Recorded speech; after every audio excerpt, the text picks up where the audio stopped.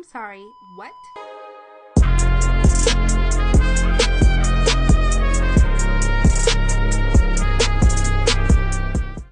Welcome back to an all-new episode of Mondays Are Mother. I'm your host, Kaylin, and if you're new here, I'm glad you made your way to this space. I want to take an opportunity to give a huge shout-out to Zeal Sounds for getting us new mics and super quick.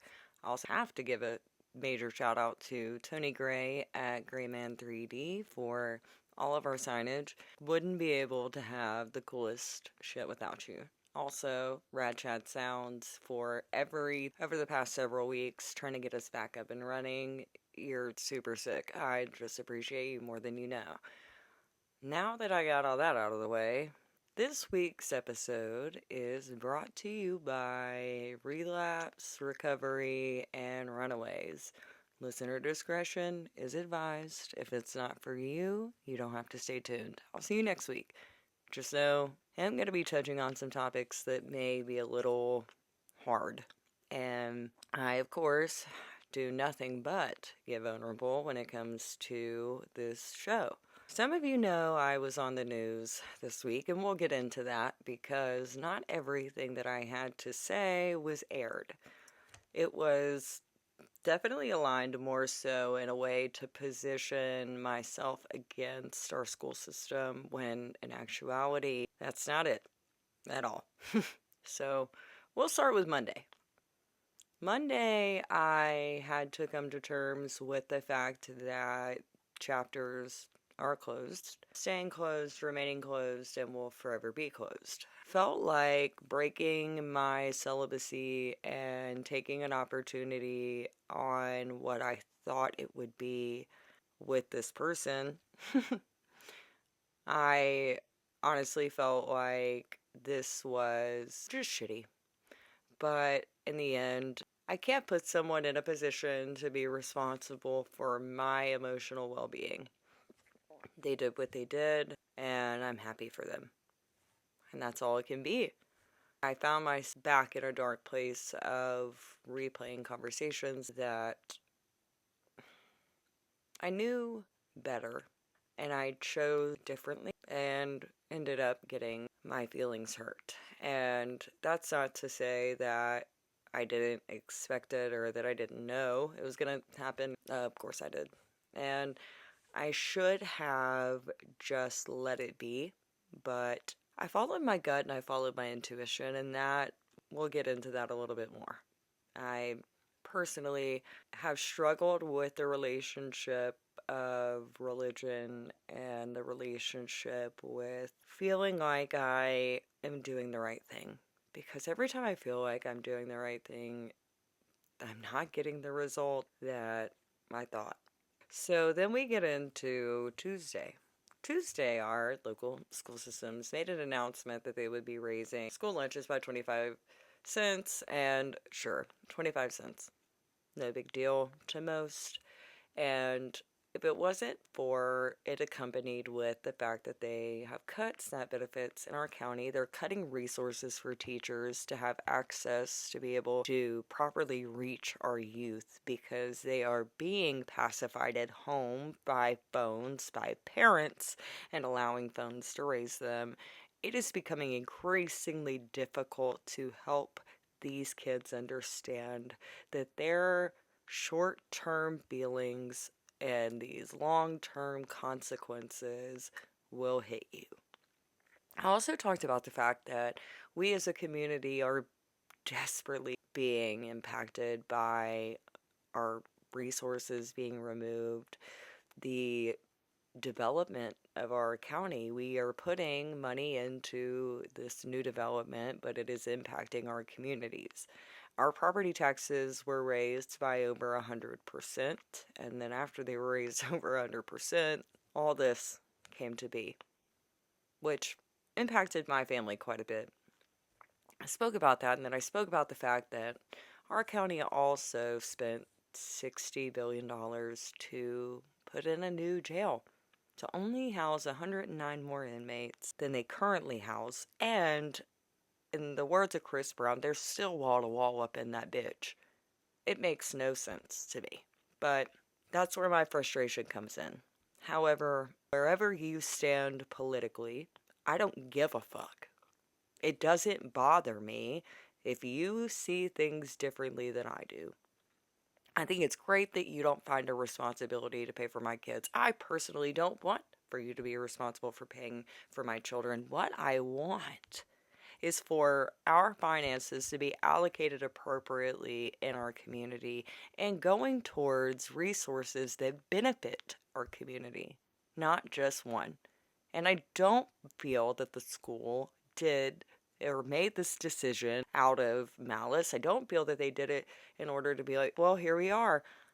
My thing is that the quality of meals provided are the same ones in 2011, and that's rough.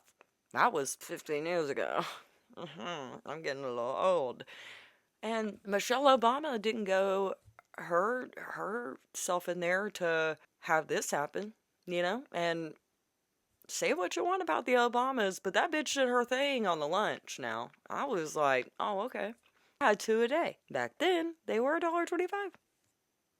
So take that with what you will. Wednesday, and I get to into the rest of the week. I first have to apologize to Jenna. I have to apologize to Sydney. And I have to apologize to my best friend. I can't and choose not to disclose too much in that regard, but those who are named are okay with loving me loudly. I say that because, again, when you love people, you want to protect them at all costs. And my best friend, I love him dearly. And so with that, I reeling off of seeing the way that my intention was, although clipped to fit the narrative to better the community, whatever you want to call it, it still happened. And I felt misunderstood once again on a tri-county level more than I felt misunderstood in my personal relationship, and it just all came to a head.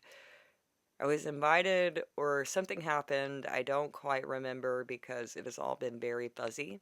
But had to tell Jenna about the situation at hand. It didn't want to. Unfortunately, it just played out in that regard. Being the amazing, incredible, and wonderful friend she is, she wanted to be there for me, and I truly didn't want to let her. I continuously want to say that I'm okay because I can't not be okay with the way that things are. There's nothing for me. And if I focus on not being okay, or if I focus on anything else, I'm gonna know I'm not okay. Additionally, in her amazing gifts that she brought me, she brought alcohol. Now, here's where things are gonna get a little tough. Intentionally not shared a vast struggle that I have with binge drinking with certain people, so that way I'm able to still drink with them. I take accountability in that. People say that it's okay to drink once or twice a year, even if it is in excess, but when I decided to be celibate and try to heal in this journey, I also decided to take sobriety seriously. And never had an issue with Will when it comes to alcohol in the house because I use it to bake. And there wasn't anything that triggered it per se, but I wasn't well mentally or emotionally when it came to all of the events that had transpired. And when my friend Sydney came for a sleepover and suggested that we drink, I thought, why not?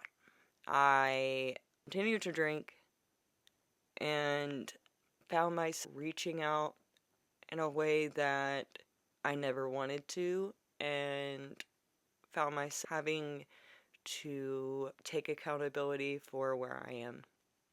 And I got a sponsor, and I reached out to my sponsor. It was really difficult because I knew that they looked up to me and my journey, and I did not want to disappoint him. To say the least, there was like shame, no guilt, no anything, and I'm so grateful. They offered me support, in ways that, like, didn't realize that I needed. Been very anti-Al-Anon. Some of that has to do with my anger and rooted when David died. And it's not necessarily against the program, and I have to take ownership of that. I felt like it was definitely whose misery dick is the biggest in the room, and when we whipped out all of our boners, who had the worst. Truly, that's because I wasn't ready to own or face the things I was going through, because I've been taught, or not taught, just have to keep going. There's no option to dwell in it. It fucked me up. I was disappointed in what I did. I was disappointed in the position that I put my friend in and my other friends, because knowing that I chose to not tell them how difficult it is for me, I can continue the bad behavior and not feel what I'm feeling right now isn't cool. And it lets me know that I still have a problem. Not that I want to, but I do. I think I'm forever going to struggle with it. And I think that's the point of long-term recovery. Not everybody has to stay in it forever, but when you make the decision to dabble in things that you shouldn't because they are triggering to your addiction, you need it. I need it. So when you guys tell me that you're proud of me and all this stuff, I don't know how to accept it, because I don't feel worthy of it because of everything going on behind closed doors and everything that I'm struggling with. Because how can you be proud of me? I appreciate you. I appreciate each and every one of you who has taken the time to share with me your story and share with me your journey, and talking to me about the fact that you see me and you feel seen because I share my journey. I recently learned that me living out loud disqualifies me from a lot of relationships too. And you just realize that not everybody gets that happy ending in that way, and that's okay. To say that I, like, oh my gosh, like, was me, I'm never gonna have that. But sometimes there are people in life who are just meant to love and show people how to love and show people how to show up for themselves. And sometimes those people just love so big that they don't get to have a person. And that's okay too. That doesn't mean that it's unhappiness forever, because isn't the answer, but it is often a witness. It sees you and knows you for who you are, to your deepest of souls. So after dealing with the relapse and dealing with this cycle of me ripping myself a new one for not showing up for myself, my foster decided that she is 18, mind you. She just graduated high school. When I got her, she was 18, which the situation is hers to tell. I don't want to share too many details of her journey, but it's been a rough one. And with that being said, she met a guy online and decided to go be with him. And as difficult as that is for me, I can't control her actions. I can only hope the best for her and hope that she takes anything that she's learned from her experiences here and her experiences with her previous foster family. I've tried very hard to love her as loudly and authentically as if they made her from scratch. She makes good choices. It is like grief, because I have to admit, wanted things to work out for her.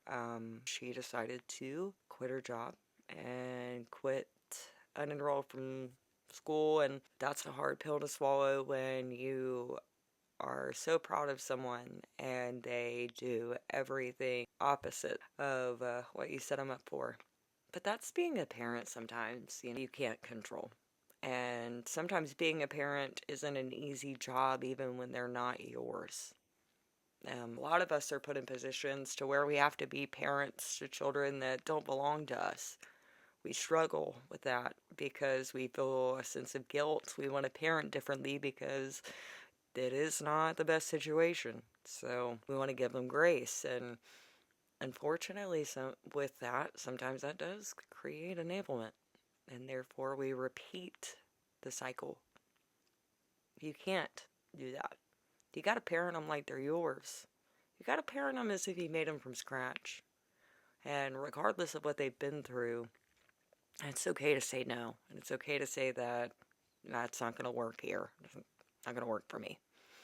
And I've had to do that. I often want to be lenient because I feel guilty that my children have suffered a loss like mine. But if I did that, I wouldn't be a good mom because I wouldn't be showing them what accountability looks like, and I wouldn't be showing them what growth looks like. And that's something that I'm fighting for every day, even if I'm struggling mentally and emotionally. I have to show them what it's like to still be good even when it hurts. Thanks for tuning in and listening to my bullshit week. I've about had enough. I'm ready to put in my 2 weeks of being God's strongest soldier, because what the fuck is this? Like, for real. Oh my god. If you have listened so far, you're probably wondering about the tip of the week in our Midday Mama mantra. Well, here it is. And honestly, when I was doing the tip of the week, I low-key was like, what the fuck? Like, kind of rude considering I did this and it turned out, for me right now, I guess, horribly. But thank you, Meta. Tip of the week. Don't wait until you feel ready. Most growth happens when you're figuring it out. Send the email, apply for the opportunity, or make the phone call. Take that first step. Confidence is usually the result of action and not the requirement for it. I've been confidently wrong as fuck lately. Man, bad, even worse. Monday Mama Mantra. I don't have to have all the answers today. I only have to take the next right step. Every small action is building the life I'm working towards. Just take one step at a time. There's no need to rush. Alright, anywho. If you've tuned in so far, again, thank you so much. I know it's been a week, and having to publicly apologize to people and take this big, wide stance of accountability when it comes to my addiction and my journey is hard. But I appreciate you letting me be vulnerable and sharing what it is to be real and just fucking live through it. If you haven't already, like us on Facebook and follow us on Instagram. We are on all streaming platforms, wherever you get your podcast, and drumroll, YouTube. So, like and follow for more episodes. Love you guys, and have a great week.